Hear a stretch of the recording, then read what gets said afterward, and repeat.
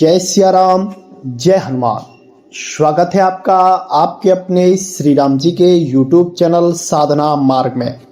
आज हम इस वीडियो में आप लोगों को राम नाम के जाप से संबंधित ऐसे 4 प्रश्न बताने जा रहे हैं जो प्रश्न हर इंसान के होते हैं और हर साधक के साथ ये चीजें होती ही हैं। आज उन 4 बातों को आपको हम इस वीडियो में बताएंगे।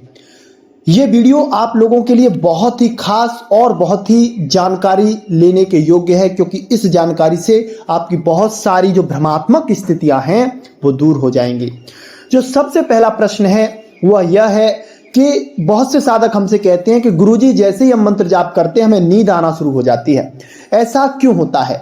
देखिए, अगर आप ज्यादा रात्रि में राम नाम का जाप करते हैं, यानी कि 9 बजे के बाद आप राम नाम का जाप करते हैं, तो स्वतः ही आपको नींद आना स्वाभाविक ही है। लेकिन अगर आपका थोड़ा खान पान भी गड़बड़ है, जैसे कि आप कुछ हेल्दी खाते हैं, जैसे जिसमें चिकनाहट ज्यादा होती है और जो निद्रा आलस्य को बढ़ाने वाला है, बाहर की चीजें हैं, तो वो चीजें भी आपको राम नाम के जाप के समय नींद आने पर आपके लिए विवश करती हैं। यानी कि ऐसी चीजें जब आप खाते हैं तो आपको उनका नेगेटिव इफेक्ट पड़ता है, क्योंकि आपके शरीर में पॉजिटिविटी होती है।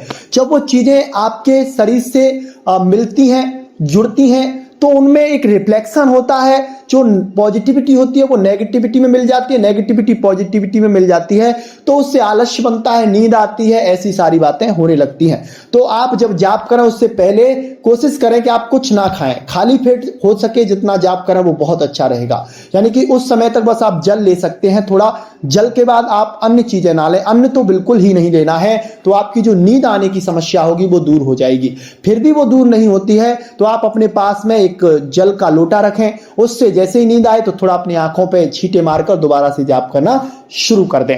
तो ये तो आपका हो गया पहला प्रश्न। जो दूसरा प्रश्न है वह यह है कि गुरुजी जैसे ही हम जाप पर बैठते हैं हमें बड़ी बड़ी उबासियां आना शुरू हो जाती हैं। ऐसा क्यों होता है? आज इस विषय पर भी हम आपको बता देते हैं। देखिए, उबासियां 2 प्रकार की होती हैं। एक तो वो उबासियां होती हैं जो नेगेटिविटी की होती है, यानी कि अगर आप पे नकारात्मकता है, उबासियां आपको आ रही हैं, ज्यादा गलत विचार आ रहे हैं, उबासियों के साथ नेगेटिव थॉट्स आ रहे हैं, तो ये समझ लीजिए जो आपकी उबासियां हैं वो नकारात्मकता है।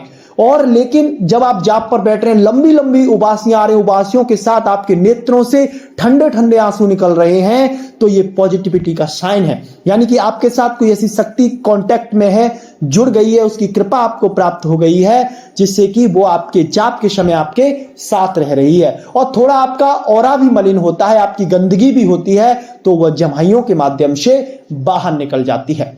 तो ये तो हो गई आपकी जब जाप के समय आपको उबासियां आना शुरू होती हैं उसके लिए।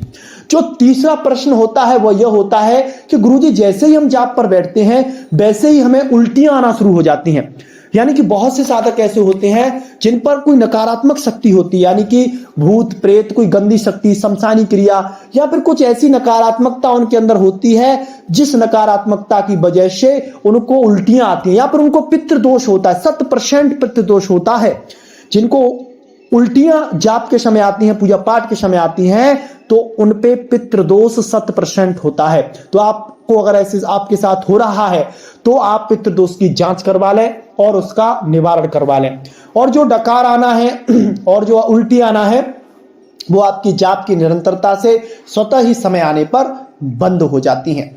जो सबसे बड़ा प्रश्न है वह यह है कि गुरुजी जैसे ही हम जाप करना शुरू करते हैं वैसे ही कुछ समय बाद हमारा जाप में इतना मन लगता है कि जाप से उठने का मन ही नहीं करता है। लेकिन जैसे ही हमें 1 घंटा होता है, सवा घंटा होता है, 45 मिनट से ऊपर का समय होता है, हमारे पैरों में जकड़न आने लग जाती है, पैरों से बैठा नहीं जाता है, आसन पर बैठा नहीं जाता है, और एक तरह से मन हमें परेशान करता है कि जाप को छोड़कर उठ जाए, यानी कि मन विचलित कर देता है उस समय। तो उस समय हमको क्या करना चाहिए? तो ये शंका भी जायज है, यानी कि ये शंका भी पूछने योग्य ही है। क्योंकि ऐसा आपके साथ आपको पता है क्यों होता है? क्योंकि जब आपकी 1 घंटे 45 मिनट से ऊपर आपका जाप होता है तो आपकी जो जाप की ऊर्जा होती है वो हाई लेवल पे बन जाती है।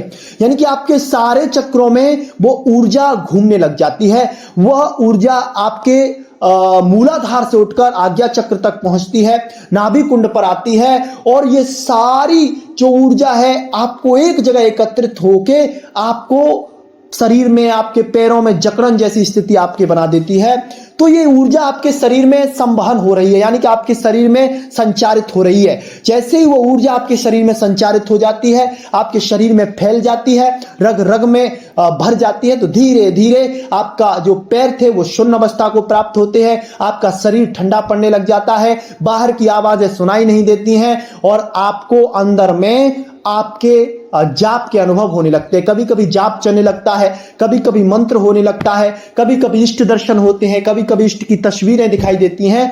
तो ये सब 1.5 घंटे के बाद होना शुरू होता है। 1.5 घंटे तक तो आपको ये चीज सहन करनी ही होगी, लेकिन ये प्रारंभिक समय में होता है। लेकिन जब आपकी सारी नकारात्मकता दूर हो जाती है, आप नियम संयम से चलते हैं, परहेज से चलते हैं, नियमित जाप करते हैं, तो कुछ समय बाद आपकी जो सारी नेगेटिविटी है वो दूर हो जाती है। तो फिर आपके अंदर पॉजिटिविटी आती है। तो पॉजिटिविटी के बाद 15 मिनट जैसे ही आप जाप पर बैठते हैं, आपका शरीर शून्य होने लग जाता है, बाहर की आवाजें आना बंद हो जाती हैं और आप अंतर्मुख होने लग जाते हैं। यानी कि आपका जो स्वभाव बहिर्मुख है वो अंतर्मुख होता है। जब आप अंतर्मुख होते हैं तभी से आपकी अंतर्मन की जो यात्रा है, जो आध्यात्मिक यात्रा है, जिसे स्पिरिचुअल जर्नी कहा जाता है, वो शुरू हो जाती है। आज के लिए बस इतना ही। अगर आपको ये जानकारी पसंद आई है तो वीडियो को शेयर कर दीजिए, हमारे YouTube चैनल को सब्सक्राइब कर लीजिए। आज के लिए बस इतना ही। जय श्री राम, जय हनुमान।